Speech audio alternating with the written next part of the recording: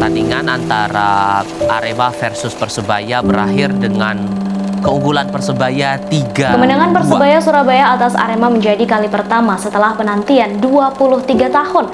Meski begitu, hal ini meninggalkan kekecewaan bagi kubu tuan rumah Arema FC.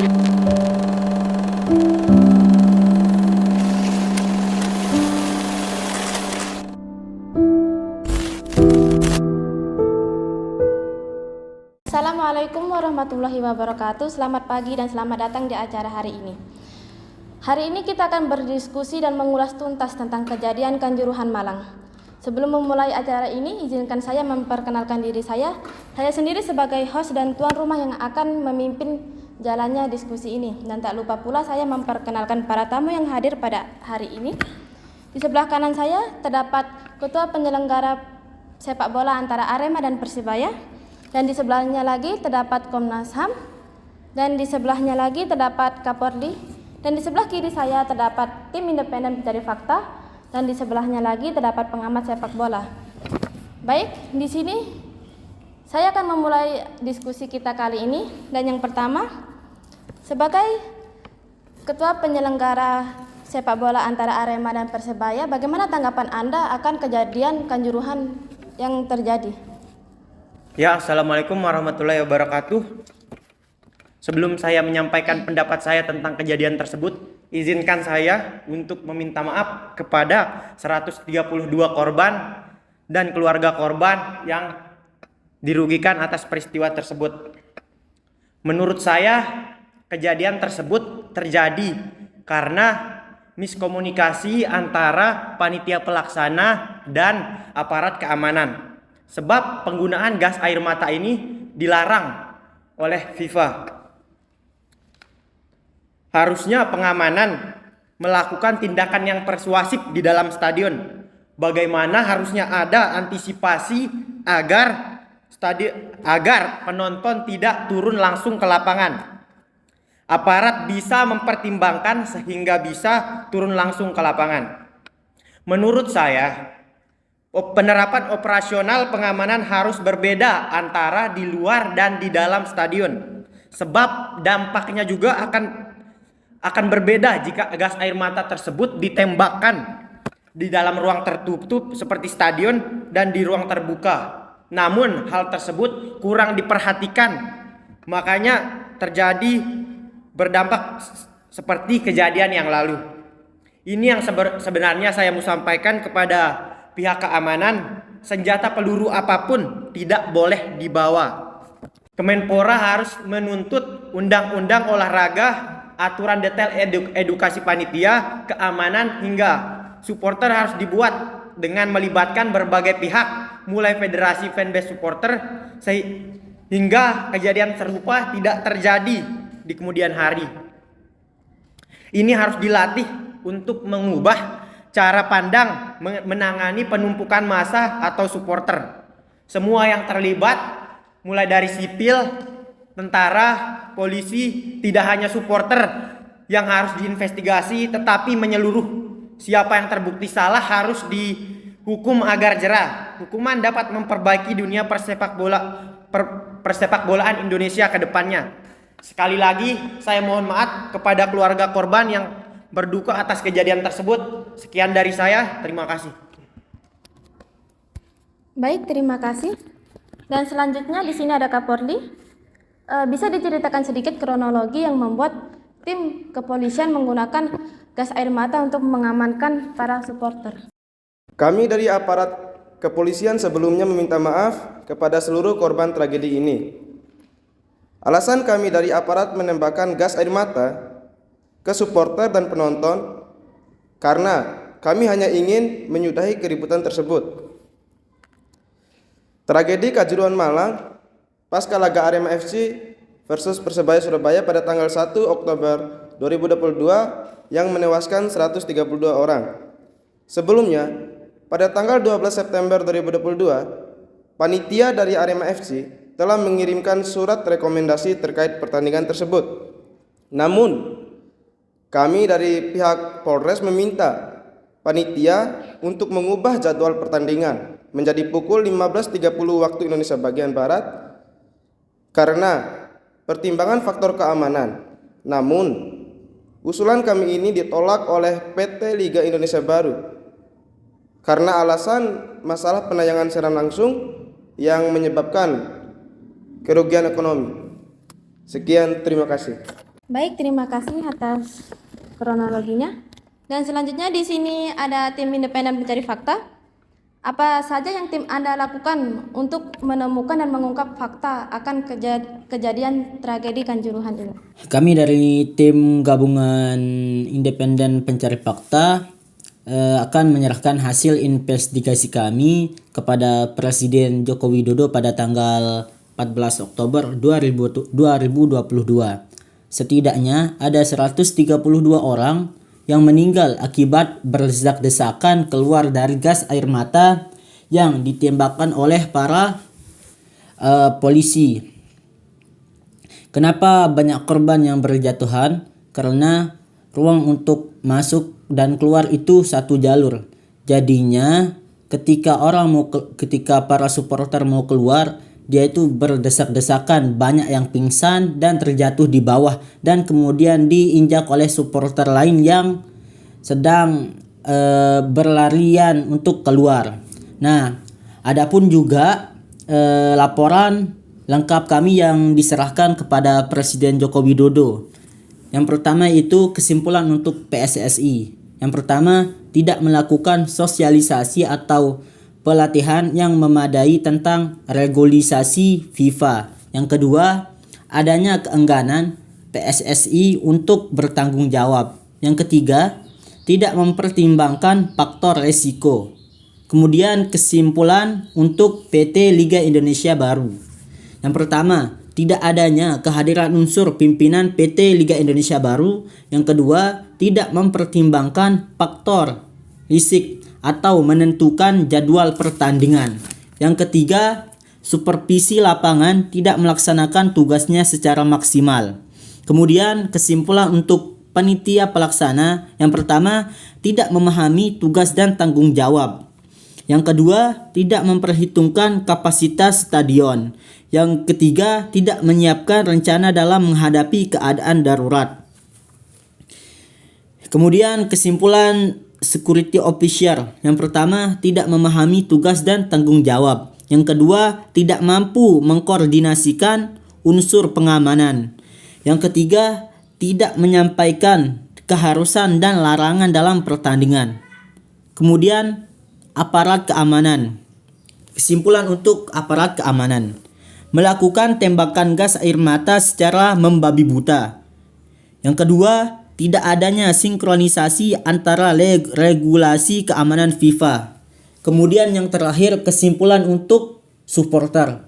Yang pertama, mengabaikan larangan dalam memasuki area pertandingan. Yang kedua, tindakan melawan petugas. Mungkin hanya itu yang dapat saya sampaikan dari tim gabungan independen pencari fakta. Baik, terima kasih. Dan selanjutnya di sini ada Komnas HAM. Apa saja penemuan hasil investigasi yang dilakukan oleh Komnas HAM itu sendiri? Komisi Nasional Hak Asasi Manusia atau Komnas HAM telah melakukan penyelidikan dan pemantauan terhadap tragedi Kanjuruhan Malang pada 1 Oktober 2022. Kami menegaskan bahwa tragedi yang mengakibatkan 132 orang meninggal dunia diakibatkan oleh gas air mata yang ditembakkan oleh polisi ke arah supporter. Kami juga menyampaikan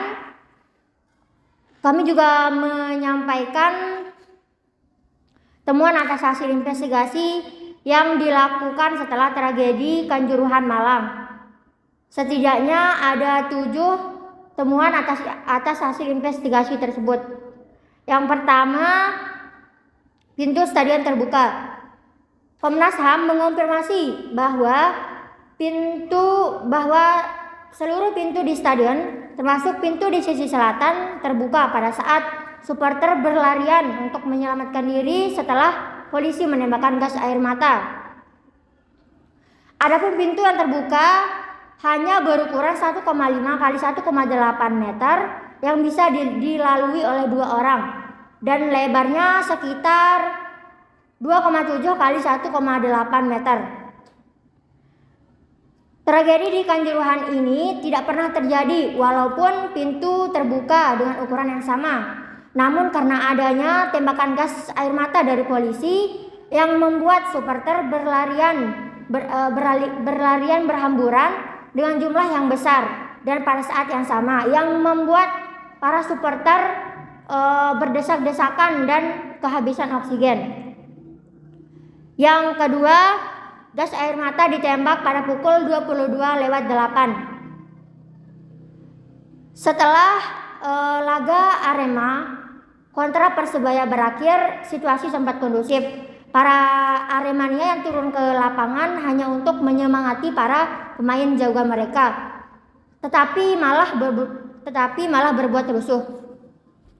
Situasi kondusif itu berlangsung kurang lebih 14 sampai 20 menit setelah akhirnya polisi pertama kali menembakkan gas air mata pada pukul 22:08 waktu Indonesia bagian barat. Gas air mata yang ditembakkan ada beberapa jenis, mulai dari yang warna biru, hijau, kuning, merah, dan dilontarkan ke tribun selatan yang cukup tinggi.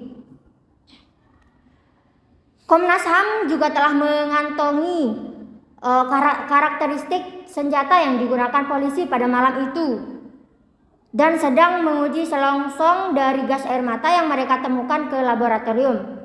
Dengan menguji gas air mata, kita bisa melihat zat kimia apa saja yang terkandung di sana dan bagaimana efeknya terhadap kesehatan. Yang ketiga, botol miras merupakan obat sapi.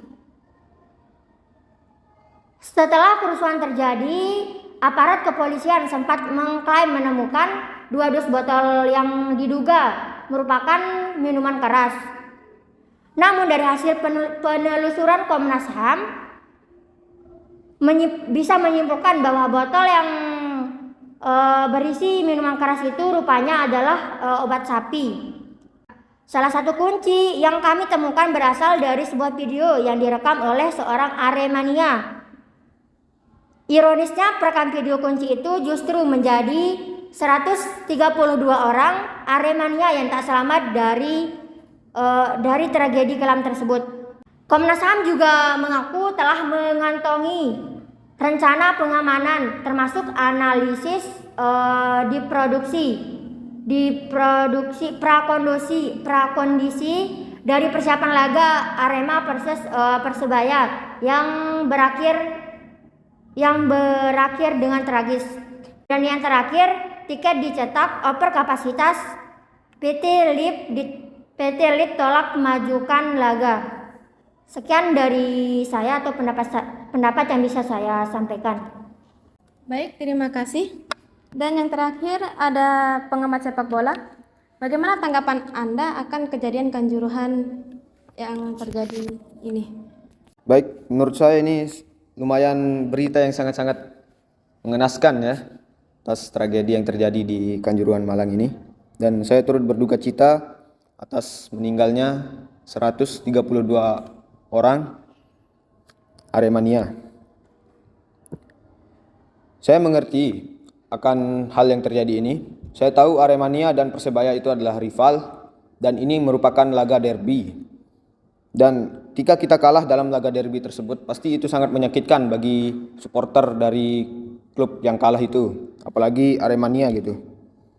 Tapi jangan sampailah terjadi korban yang melebihi melebihi batas wajar gitu.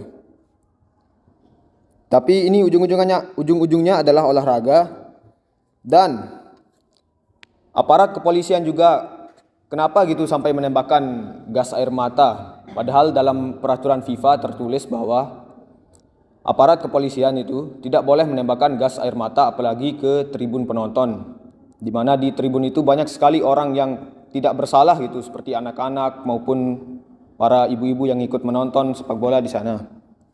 Dan itu meninggalnya korban juga tadi dijelaskan karena pintu atau gate yang dibuka itu hanya satu gitu ya. Dan saya tidak habis pikir kenapa pintu atau gate yang dibuka itu hanya satu jalan gitu. Kenapa mereka tidak membuka semua gate gitu agar para supporter bisa keluar dengan selamat gitu. Dan ketika mereka mau keluar dari stadion tersebut, mereka berdesak-desakan dan sampai menimbulkan sesak nafas gitu akibat gas air mata tersebut. Dan menurut saya ini benar-benar kejadian yang sangat-sangat mengenaskan, baik bagi supporter maupun bagi klub dan ketua panitia. Dan saya turut prihatin juga atas kejadian ini.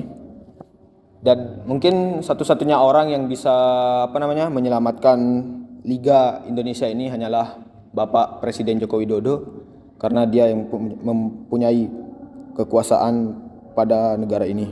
Mungkin sekian yang bisa saya sampaikan. Baik, terima kasih. Usai sudah acara diskusi kita kali ini, dan terima kasih kepada para tamu yang hadir pada acara diskusi kali ini. Izinkan saya sebagai host dan tuan rumah diskusi kita untuk mengundurkan diri. Sekian. Assalamualaikum warahmatullahi wabarakatuh.